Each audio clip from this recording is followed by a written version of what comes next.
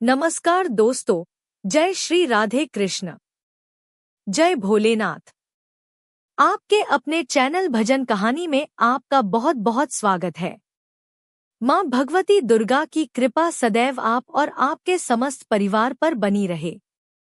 आज के हमारे इस वीडियो में हम आपके लिए कामिका एकादशी की व्रत कथा लेकर आए हैं। आइए अब हम आपको युधिष्ठिर महाराज के महल में ले चलते हैं, जहां भगवान श्री कृष्ण और युधिष्ठिर महाराज के बीच एक अत्यंत महत्वपूर्ण संवाद हो रहा था। युधिष्ठिर महाराज भगवान श्री कृष्ण से पूछते हैं, हे पुरुषोत्तम, आपकी दया से मैंने देवशयनी एकादशी का महत्व जाना। अब कृपया आप मुझे आषाढ़ मास के कृष्ण पक्ष में आने वाली एकादशी के विषय में बताएं। युधिष्ठिर महाराज का प्रश्न सुन भगवान श्री कृष्ण मुस्कुराए और उत्तर दिया, हे राजन, एक समय जीवों के कल्याण के लिए नारद मुनि ने यह प्रश्न अपने पिता ब्रह्मा जी से किया था। ब्रह्मा जी ने उन्हें जो वर्णन किया वह मैं आपको कहता हूँ। ध्यान पूर्वक सुनिए। हे पितामह, क्या आप मुझे आषाढ़ मास के कृष्ण पक्ष में आने वाली एकादशी के विषय में बता सकते हैं?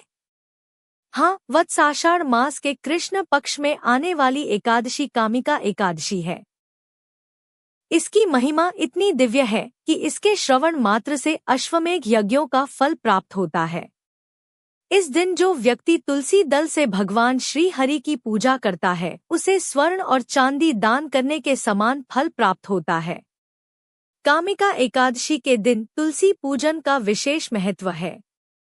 इस दिन भगवान केशव को नव अंकुरित तुलसी मंजरी अर्पित करनी चाहिए।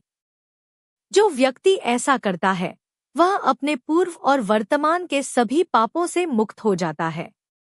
अब मैं तुम्हें कामिका एकादशी की एक पौराणिक कथा सुनाता हूँ। ध्यान पूर्वक सुनो। एक समय धर्मध्वज राजा की पुत्री के रूप में तुलसी जी अवतरित हुई थी। उस समय भगवान नारायण की तपस्या हेतु वो अनेकों तीर्थ स्थानों में भ्रमण कर रही थी। तब गंगा जी के तट पर उन्होंने भगवान श्री कृष्ण के ध्यान में मग्न गणेश जी को देखा। अत्यंत सुंदर पीतांबरधारी शुद्ध और ध्यान मग्न गणेश जी को देखकर तुलसी उन पर मोहित हो गई और उनसे विवाह करने की अपनी इच्छा उनके समक्ष प्रकट करी। तपस्या भंग होने पर भगवान श्री गणेश बोले, हे देवी, आप कौन हैं? आपके यहाँ आगमन का क्या कारण है? क्या आप नहीं जानती कि तपस्वियों का ध्यान भंग करना पापजनक होता है?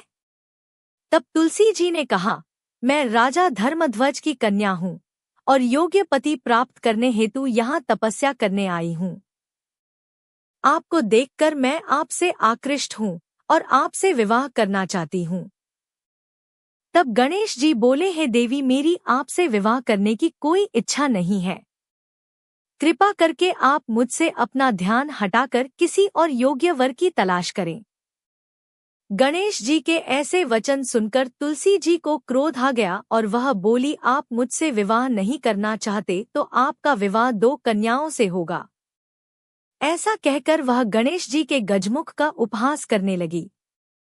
तुलसी जी का यह रूप देखकर गणेश जी ने उनको श्राप दिया, हे देवी, मैं आपको श्राप देता हूँ। आप असुर पत्नी बनोगी और उसके बाद एक वृक्ष बन जाओगी। अब यह सुनकर तुलसी जी को अपनी भूल का आभास हुआ और वह गणेश जी से प्रार्थना करने लगी कि वह अपना श्राप वापस ले लें। तब गणेश जी बोले, हे देवी, तुम भगवान नारायण की प्रिय बनोगी। समस्त मनुष्यों के लिए तुम्हारे द्वारा किया गया पूजन लाभकारी रहेगा, परंतु मेरे लिए तुम हमेशा त्याग्य रहोगी। इसके बाद आगे चलकर तुलसी जी शंखचूर असुर की पत्नी बनी। भगवान नारायण की प्रिय तुलसी के पौधे में प्रकट हुई। आगे भगवान श्री कृष्ण कहते हैं, जो व्यक्ति कामिका एकादशी के व्रत का पालन करता है उसे संपूर्ण पृथ्वी के दान, बछड़े समेत किए गए गाय के दान के समान फल प्राप्त होता है। यह एकादशी सबसे शुद्धतम है और पापों का नाश करने में प्रबल है। तो दोस्तों, यह है आज की वीडियो। उम्मीद करती हूँ आपके लिए उपयोगी होगी।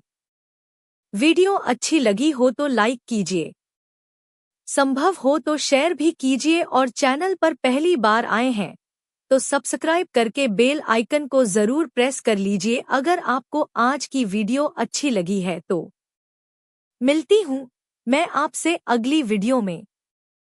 तब तक के लिए जय श्री राधे कृष्ण। धन्यवाद।